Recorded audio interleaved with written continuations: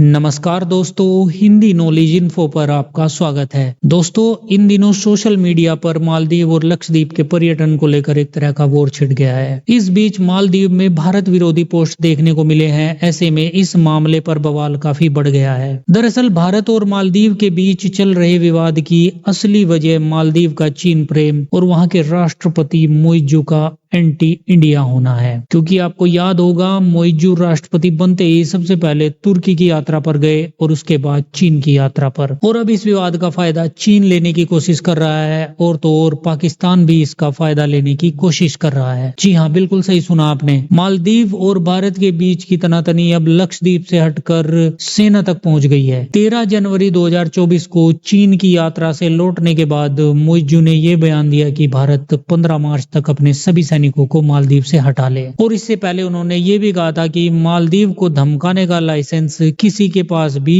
नहीं है, भले ही वो एक छोटा देश है। अब सवाल ये है कि आखिर मोइजू द्वारा बार बार भारतीय सैनिकों को हटाने की बात क्यों की जा रही है और भारतीय सैनिक आखिर वहां पे किस वजह से तैनात हैं, आइए जानते हैं इस वीडियो में। लेकिन दोस्तों, वीडियो में आगे बढ़ने से पहले अगर इस चैनल को अभी तक आपने सब्सक्राइब नहीं किया है तो सब्सक्राइब जरूर कर लीजिएगा और बेल आइकन को दबाना मत भूलिएगा, क्योंकि यहाँ पे आपको अलग अलग विषयों पर डेली इसी प्रकार की वीडियो मिलती रहेंगी। तो दोस्तों, वैसे तो मालदीव में भारत के सैनिकों की तैनाती ज्यादा नहीं है और ये सैनिक यहाँ पे तैनात है तो इसकी वजह भी मालदीव की सेना ही है। दरअसल साल 2010 और 2015 में भारत की तरफ से मालदीव को 2 ध्रुव एडवांस लाइट हेलीकॉप्टर दिए गए। ये हेलीकॉप्टर मालदीव के समुद्र में सर्च और रेस्क्यू ऑपरेशन के लिए, समुद्र में बदलते मौसम की निगरानी और साथ ही साथ पेशेंट को एक द्वीप से दूसरे द्वीप ले जाने के लिए, एयरलिफ्ट करने के इस्तेमाल के लिए दिए गए थे। इन्हीं हेलीकॉप्टर्स के साथ कुछ एग्रीमेंट भी हुए थे और इन्हीं एग्रीमेंट की वजह से भारतीय ऑफिसर्स को मालदीव भेजा गया था ताकि वो मालदीव की डिफेंस फोर्सेस को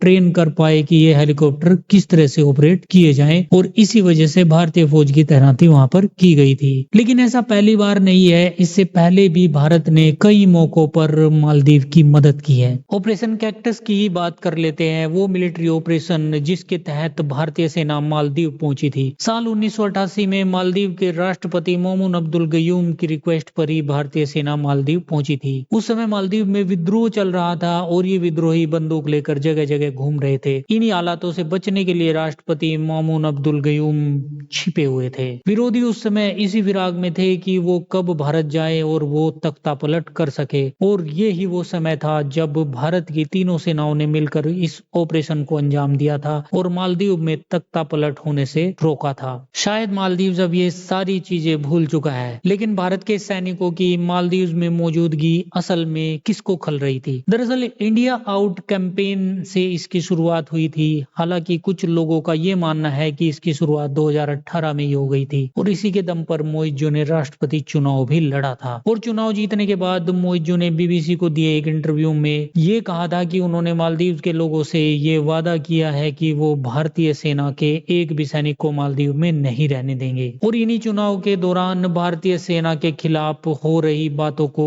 हवा दी जा रही थी। और इसी एग्रीमेंट के तहत भारत मालदीव की राजधानी माले में कोस्ट गार्ड और डॉकयार्ड बनाने वाला था। लेकिन इस दौरान भी मालदीव की मीडिया ने ऐसा दिखाया था कि इस प्रोजेक्ट को भारत अपने नेवी बेस में बदल देगा। हालांकि इस पूरे मामले पर बाद में मालदीव के डिफेंस चीफ ने क्लैरिटी भी दी थी।